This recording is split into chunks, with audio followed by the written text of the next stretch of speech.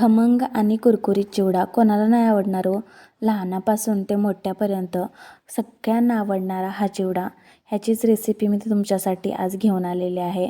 खूप कमी साहित्यामध्ये हा बनवला गेलेला चिवडा आहे ना, खायला खमंग लागत होता आणि खरंच चव मात्र आहे ना अप्रतिम होती. तर मंडळी आहे ना, चिवडा बनवण्यासाठी साधारणतः 2 किलो मुरमुरे जे होतील ना, इतके प्रमाण मी घेतलेलं आहे. आणि त्यामध्ये फरसाण टाकलेलं आहे. फरसाणमध्ये आहे ना शेंगदाणे, त्याचबरोबर मका, पोहे, शेव सगळं काही ॲड होतं. त्यामुळं मी एक्स्ट्राचं काहीच दुसरं बनवलेलं नाही आहे घरी, तर मी फरसाण ॲड केलेला आहे. त्याचबरोबर हा तळून घेतलेला कांदासुद्धा टाकून घेते. आणि थोडंफार जे काही साहित्य लागणार होतं, जसे की शेंगदाणे, कढीपत्ता, कोथिंबीर, लसूण, हे साहित्य मी अगोदरच तळून घेतलेलं आहे, जेणेकरून जो व्हिडिओ आहे ना तो खूप सारा लेंदी होऊ नये यासाठी. तर यामध्ये मी ॲड केलेला आहे फरसाणनंतर तळलेला कांदा, त्याचबरोबर तळलेला कढीपत्ता, शेंगदाणे आणि कोथिंबीर आणि लसूणसुद्धा. तर सर्व जे जिन्नस आहे ना तळून घेतलेलं, ते मुरमुऱ्यामध्ये मिक्स करून घेत आहे, एकजीव करून घेत आहे. चिवड्यावरती टाकण्यासाठी तडका बनवणार आहोत. तर साधारणतः कढईमध्ये 4 ते 5 चम्मच तेल इतकं होईल ना तेल गरम करायला ठेवलेलं आहे. आता जिरे पावडर माझ्याकडे नव्हती, यासाठी थोडेफार जिरेसुद्धा ॲड केलेलं आहे. यानंतर 1 ते 1.5 चमचा हळद पावडर टाकलेली आहे आणि तिखटचं जे प्रमाण आहे ना ते 2 चमचे टाकलेलं आहे.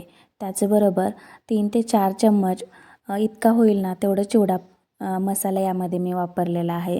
त्याचबरोबर चवीनुसार मीठसुद्धा टाकलेलं आहे. आणि हा जो तडका आहे ना तो चिवड्यावरती टाकण्यासाठी आहे ना एकदम परफेक्ट असा तयार झालेला आहे. हवं तर तुम्ही वरतूनच मसाले टाकू शकता चिवड्यावरती, पण तसं केल्याने ना मीठ मसाला जो आहे ना तो पूर्णपणे खाली जाऊन बसतो आणि पूर्ण चिवड्याला लागत नाही आहे.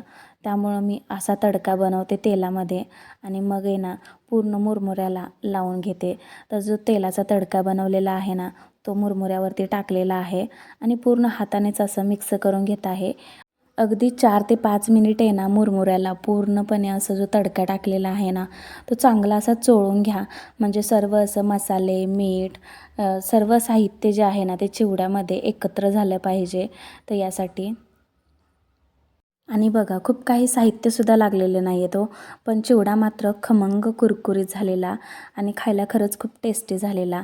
एकदम कमी साहित्यामध्ये सुद्धा आपण खूप काही चव देऊ शकतो.